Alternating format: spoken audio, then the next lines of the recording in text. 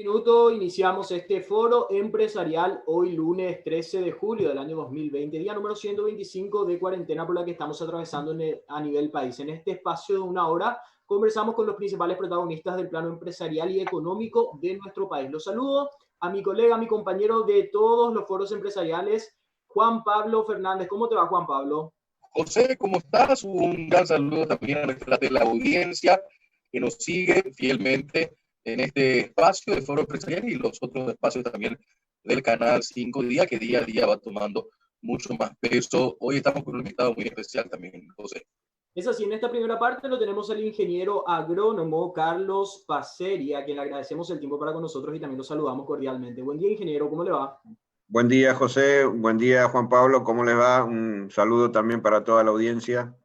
Muchísimas gracias por su atención con nosotros, ingeniero Carlos Paceri. El tema que nos obliga siempre a preguntarle, ahí José ya nos dio el dato exacto de cuántos días tenemos en esta pandemia. ¿Cómo les está afectando a ustedes como gremio y como grupo?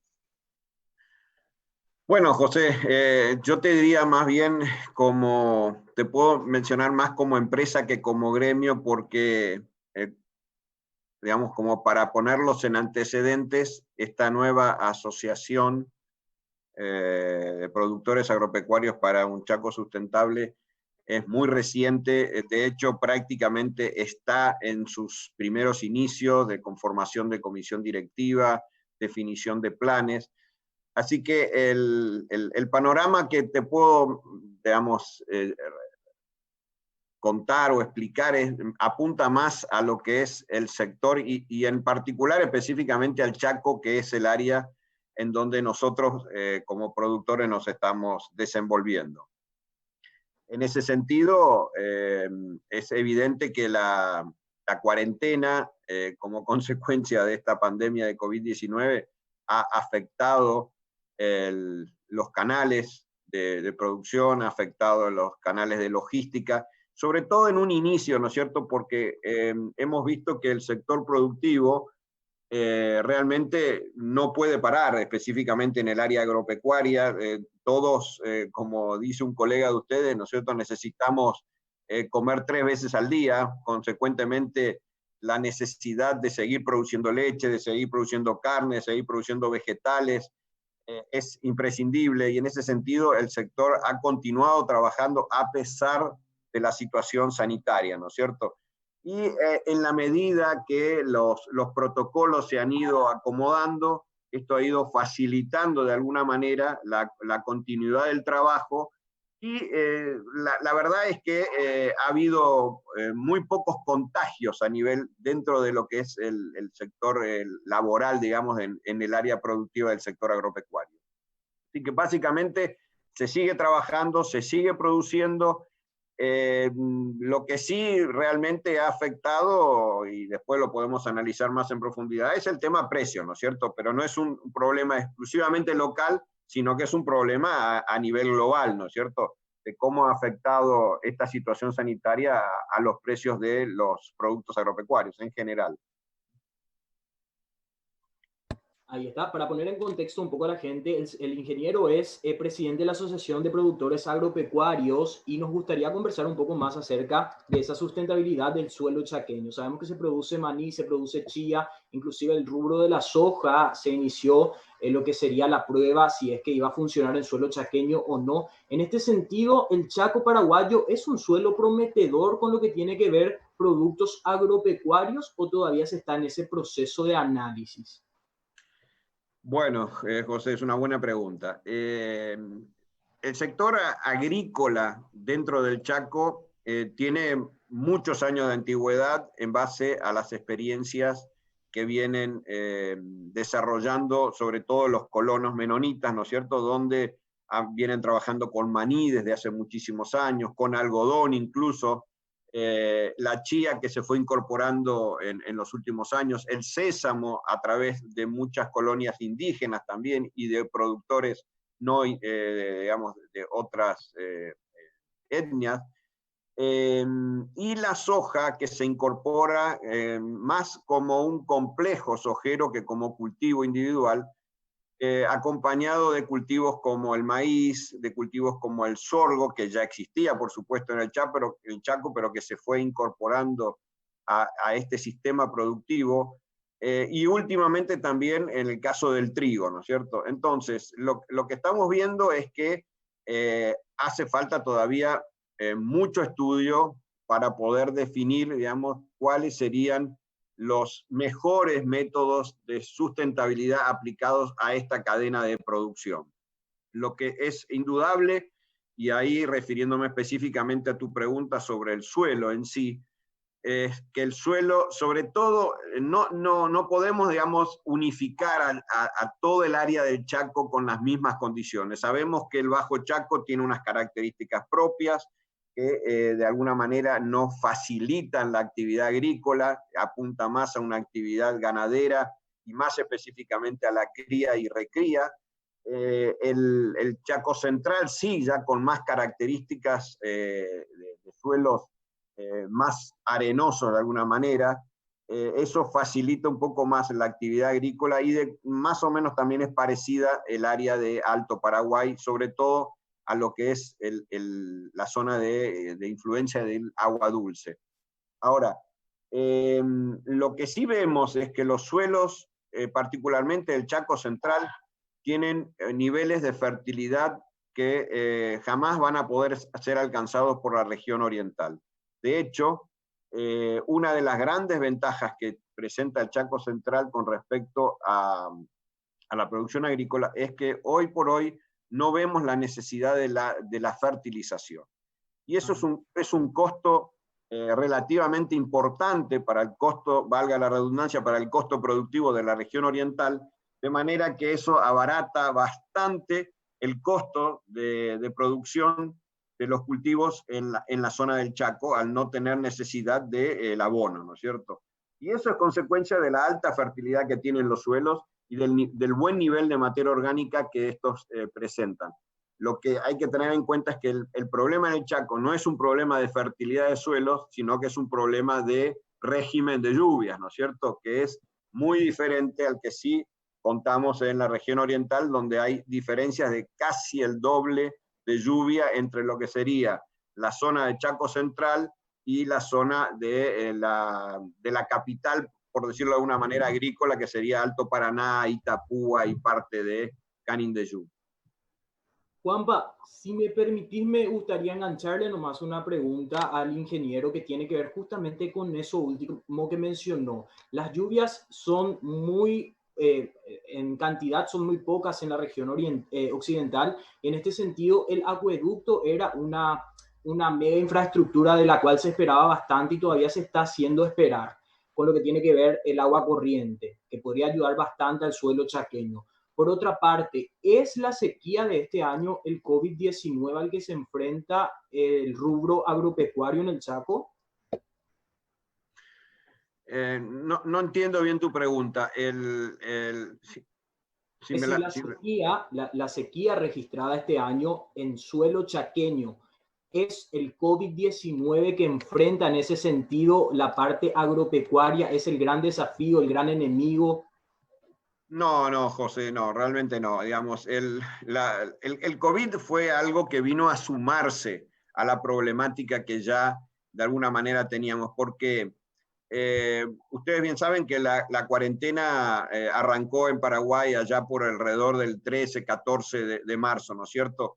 Y ya para ese entonces ya se empezaba a manifestar el efecto de la falta de lluvias que normalmente ocurrían entre enero y febrero y que este año fueron mucho más reducidas de lo que deberían haber sido. Entonces ya para el momento en que se decretó la cuarentena, en el Chaco ya se estaba notando el impacto que la falta de lluvia se estaba generando, sobre todo en el área de producción agrícola, como también en la producción de pasto. Entonces, una sequía que habitualmente en el Chaco arranca normalmente en el mes de junio, por decirlo de alguna manera, hasta octubre, noviembre, este año prácticamente arrancó en marzo. Entonces se alargó 3 veces más la sequía este año.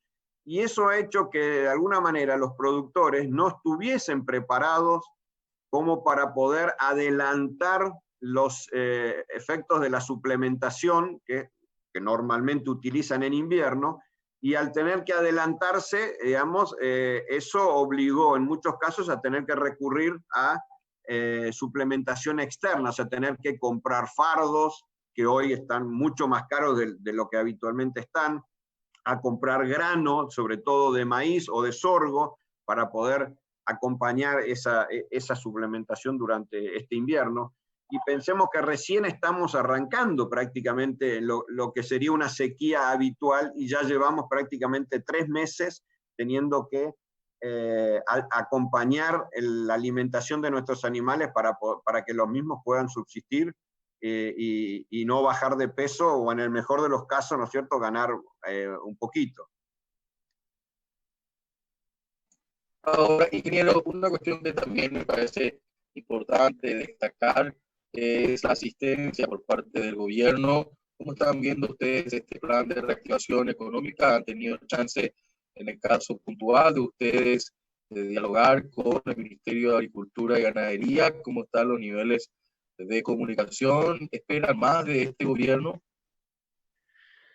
Siempre se espera más, Juan Pablo, del gobierno, ¿no es cierto? La verdad que esta situación que estamos viendo es totalmente atípica. Entonces, todos han tenido que realizar una reingeniería para poder adaptarse a esta condición. Y también, por supuesto, el gobierno lo ha tenido que hacer, y mucho más el Ministerio de Agricultura, ¿no es cierto?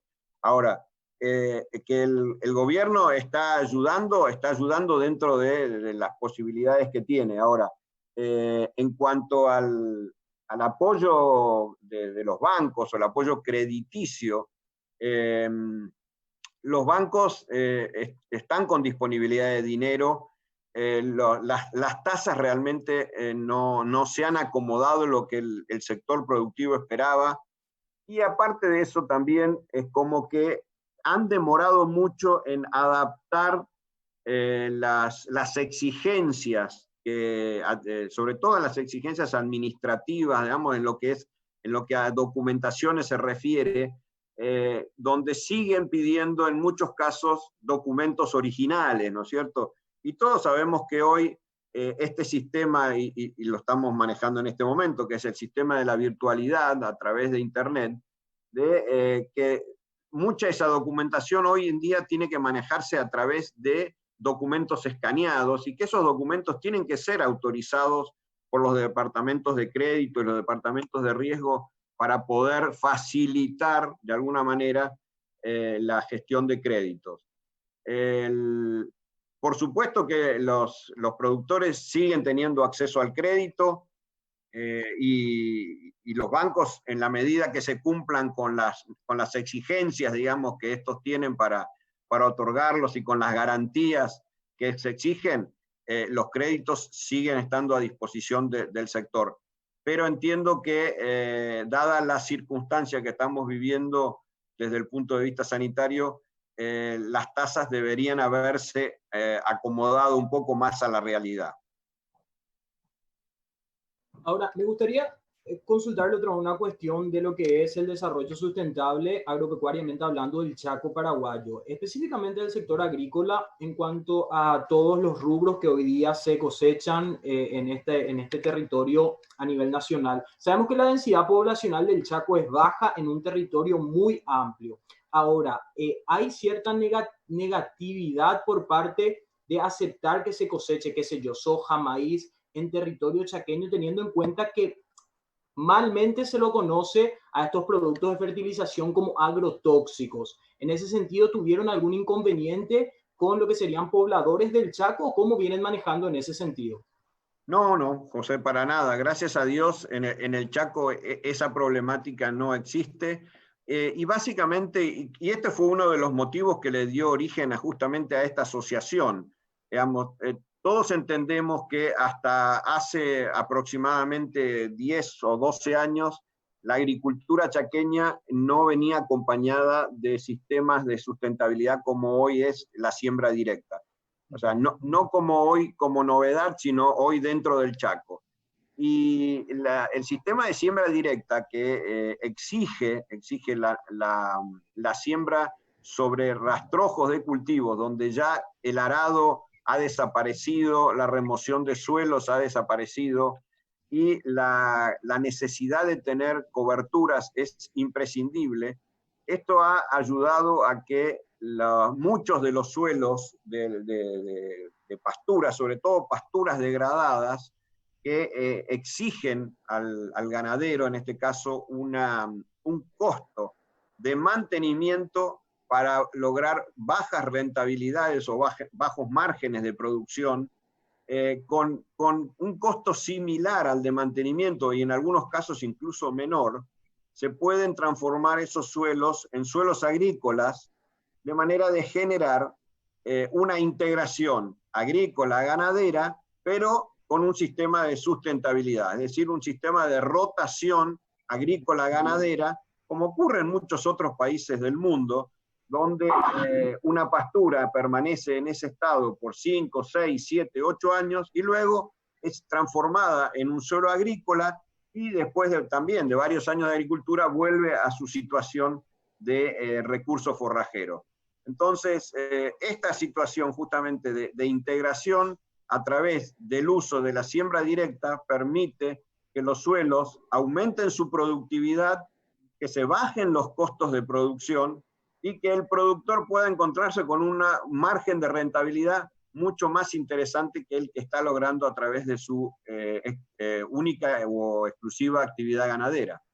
Tengo entendido que ustedes llegaron a realizar también simposios con lo que tiene que ver la siembra directa para prepararle de cierta manera a los productores para acceder a lo que sería este tipo de siembra que saca muchísimos beneficios y beneficia también al suelo. Sí, esto en el año 2018, ya por noviembre del 2018, cuando empezó un poco este proceso de difusión de las experiencias que se venían desarrollando a través de algunas empresas en el Chaco, se decidió organizar con la ayuda del programa del PNUD, del Programa Nacional de las Naciones Unidas de Desarrollo.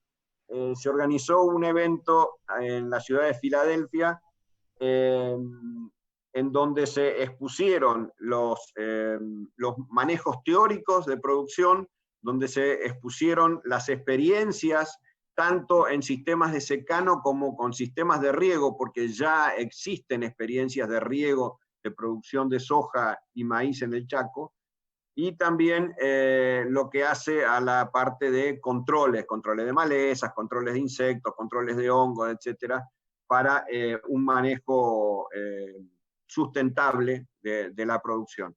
Este evento, que como les decía, se desarrolló en noviembre del 2018, convocó a 220 personas, entre las que habían productores, ganaderos, productores agrícolas y ganaderos, representantes del sector de servicios, de maquinaria, o sea, lo que hoy se conoce como contratistas, representantes de empresas proveedoras de insumos, de logística, empresas agroexportadoras que se dedican a la comercialización de grano. O sea que la idea fue, de alguna manera, demostrarle a toda la cadena productiva, ¿no es cierto?, que si las cosas se hacían bien desde un inicio, íbamos a cometer mucho menos errores de los que se cometieron en el proceso agrícola que sufrió la región oriental hace como 40 o 50 años atrás, ¿cierto? Ese era el objetivo principal y creo que lo estamos logrando, y la conformación de esta asociación creo que es un fiel reflejo de ese inicio, ¿no? de esa famosa reunión de noviembre.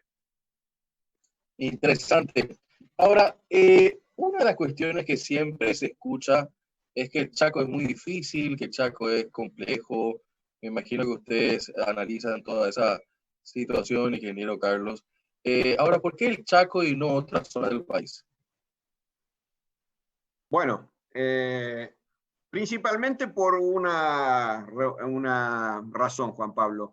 Primero porque el análisis de la situación de los márgenes de rentabilidad que estábamos viendo en el sector ganadero, ¿no es cierto?, estaban acotados a determinados niveles que en muchos casos no satisfacían a los empresarios o a los propietarios y que necesitaban de alguna manera generar rentabilidades más interesantes en función a las inversiones, ¿no es cierto?, que los mismos habían realizado dentro del Chaco. Y como vos bien dijiste, el Chaco es una zona difícil de prever, a diferencia de la región oriental, donde en general las condiciones climáticas son bastante similares año a año. Siempre hay algunos altibajos, pero en general uno puede prever dentro de la región oriental cuál va a ser el comportamiento climático a lo largo del año. Esto es bastante difícil de prever en el Chaco. Y en base a nuestra experiencia, nosotros nuestra empresa, digamos, está trabajando hace 11 años en el Chaco y los 11 años prácticamente han sido diferentes. Entonces hay que prepararse para lo bueno y para lo malo, ¿no es cierto? Porque realmente no sabes con qué te vas a encontrar.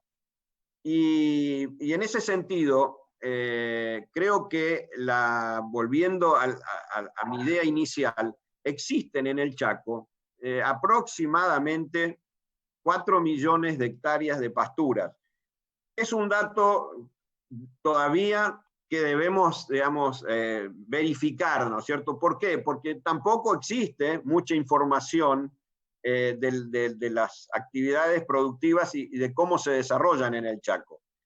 Entonces, si asumimos que 4 millones, y creo que es una cifra bastante real, que en base a los comentarios de los productores, de que normalmente ellos tienen que recuperar aproximadamente un 20% de su área anualmente porque están o degradadas o porque están muy enmalezadas, ¿no es cierto? Y eso genera muy bajos niveles de producción y consecuentemente de margen productivo. Transformar ese área, que estaríamos hablando de más o menos 800.000 hectáreas por año, transformarlas rápidamente en áreas agrícolas ayudaría a mejorar sensiblemente los márgenes de rentabilidad de esos productores y, por supuesto, eso generar un impacto económico dentro de la región fenomenal.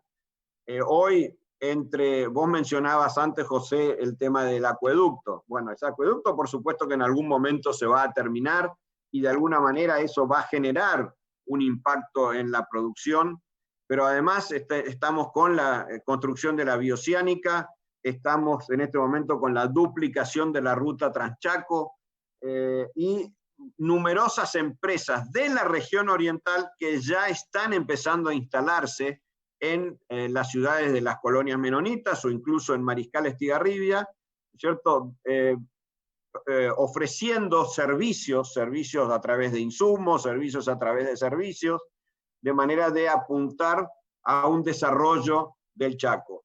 Creo que este es el camino y estoy convencido de que la agricultura es el camino para el desarrollo. O sea, donde la agricultura llegó, siempre hubo un desarrollo mucho más importante que el que generaba exclusivamente la ganadería. Entonces, si logramos esa integración agrícola-ganadera, por seguro vamos a estar acompañados de muchas inversiones, tanto nacionales como extranjeras, que ya está ocurriendo. Lamentablemente esta cuarentena, esta situación sanitaria ha impedido el ingreso de inversionistas que están buscando desarrollar sus actividades e invertir en el Chaco, pero creo que esto va a pasar, esta situación se va a recomponer y esta va a generar un polo de desarrollo muy importante. Para sumar, la Municipalidad de Mariscal Estigarribia tiene un proyecto de generar un polo industrial y está negociando con el Ministerio de Defensa la cesión de un terreno justamente para poder ofrecer dentro de Mariscal Estigarribia, aprovechando el aeropuerto extraordinario que tiene Mariscal y que no se usa, ¿no es cierto?, aprovechar a generar, digamos, intercambios que puedan ayudar a este desarrollo que el Chaco necesita. Esa es la expropiación que está ahora mismo siendo gestionada por el diputado Edwin Reimer para poner en contexto a las personas. Se me adelantó un poco la pregunta que tiene que ver con el impacto que tienen todas las inversiones públicas que está realizando el gobierno central. Ya mencionaba la vía oceánica, la duplicación de la ruta Traschaco, el puente Carmelo Peralta Murtiño, la ruta de la leche y muchas otras obras que realmente van a generar ese polo de desarrollo que se necesita a nivel Chaco, ¿no? Ahora, la expectativa para este segundo semestre del año en el contexto de sequía, COVID-19, bajante de ríos. Bueno, es un problema grave. De hecho, yo te diría que en lo que hace al sector ganadero, entiendo que muchos productores están con muchos problemas, han tenido que reducir sensiblemente sus rodeos, en algunos casos a través de venta de vacas, en el caso de aquellos que se dedican exclusivamente al engorde, han tenido que mantenerse con animales de poco peso, digamos, de terneros o novillitos digamos, de no más de 280, 300 kilos, porque eso está impactando fuertemente en el recurso forrajero actual. Las pasturas están totalmente secas, los animales no podemos pretender ni aunque se mantengan en su estado comiendo lo que hoy el suelo nos está ofreciendo, dependemos fuertemente de los recursos externos. En el caso de aquellos establecimientos que han conseguido generar algo de recursos, como el caso de granos de maíz, granos de sorgo o incluso de soja también, porque la soja molinada también puede utilizarse en la alimentación. La situación está muy complicada y todavía estamos a 4 meses de que vuelvan las lluvias, ¿no es cierto? Que normalmente para el Chaco Central no ocurre antes de noviembre o del 15 a 20 de noviembre, o sea que estamos todavía un poco lejos y la única manera de afrontar esta situación es, digamos, replanteando manejos del ganado, y por supuesto también en lo que hace a la agricultura ha imposibilitado la siembra de lo que normalmente llamamos coberturas de invierno. Al no tener humedad, no se ha podido sembrar no se ha podido sembrar avena, prácticamente no se ha podido sembrar trigo. Entonces, también eso de alguna manera va a afectar seguramente o va a tener un impacto en el rendimiento de los cultivos de la próxima campaña. Así que la situación de la sequía realmente este año va a tener un impacto a nivel regional y por supuesto eso también va a impactar dentro de las finanzas del Estado, ¿no es cierto?, a nivel nacional. Ingeniero, por último y en 30 segundos, porque ya tenemos que despedirnos y tenemos nuestro próximo invitado también, pero no quiero dejar de preguntarle, don Carlos Cassellier, ¿dónde está la luz al final de este túnel, ya que el panorama no es tan positivo? Mira, todos somos, por naturaleza somos optimistas, Juan Pablo, ¿no es cierto? Y tenemos que serlo porque yo siempre digo a la gente que trabaja con nosotros, el Chaco siempre te da revancha. Y eso es claro. O sea, si te toca un año malo, ¿no es cierto?, al año siguiente, por lo general, te permite recuperarte. Es muy difícil, y si uno se remite a la historia, muy difícil encontrar 2 años de sequía seguidos en el Chaco. Eso no ha pasado prácticamente nunca. Entonces, la posibilidad de recuperarnos en la campaña 2021 siempre está latente.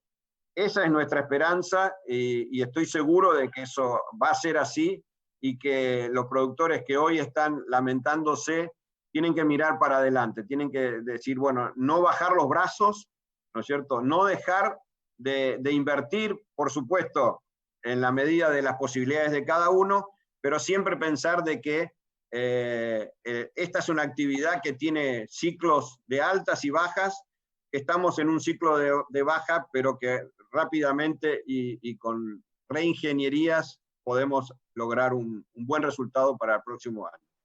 Es así, ingeniero agrónomo Carlos Paceriel, es presidente de la Asociación de Productores Agropecuarios, hoy en la primera parte de este foro empresarial. Muchas gracias, ingeniero, por acompañarnos. Gracias a ustedes, gracias José, gracias Juan Pablo, un saludo a la audiencia. Muchísimas gracias de vuelta a nuestra audiencia, pedirles que se queden con nosotros. Ya al instante estamos con nuestro próximo invitado aquí en Foro Empresarial, hoy día, lunes 13 de julio.